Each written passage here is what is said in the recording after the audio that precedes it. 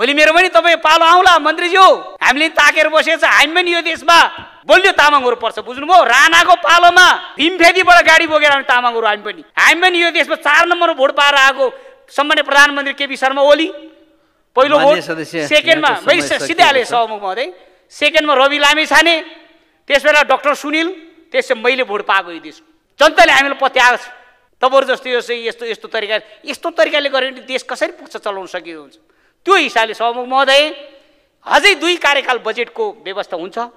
आउने अर्को आर्थिक वर्षको बजेट चाहिँ सभामुख महोदय मेरो यहाँलाई निवेदन गरेँ मैले, मान्यज्यूहरू सबैको तर्फबाट म निवेदन भन्न चाहन्छु, तपाईँले बजेट भाषण मन्त्रीहरू ल्याएर पहिला नै यसरी चाहिँ खडासँग चाहिँ प्रस्तुत गर्नु सक्यो भने अर्कोचोटि सबै मान्यज्यूहरूको समानुपातिक मान्यलाई त्यति दिनु पर्यो, प्रत्यक्ष मान्यलाई त्यति, त्यो राष्ट्रिय सभाको मान्य सबै मान्य हो, सबै मान्यलाई बराबर दिनुपर्छ।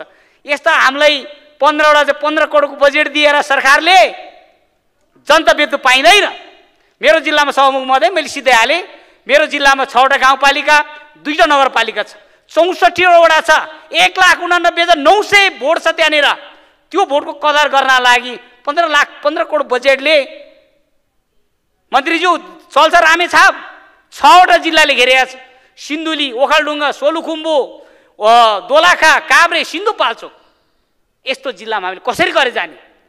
ल यति भन्दै सभामुख महोदय, जुन आज 15 मिनटको लागि मैले कुनै देशको लागि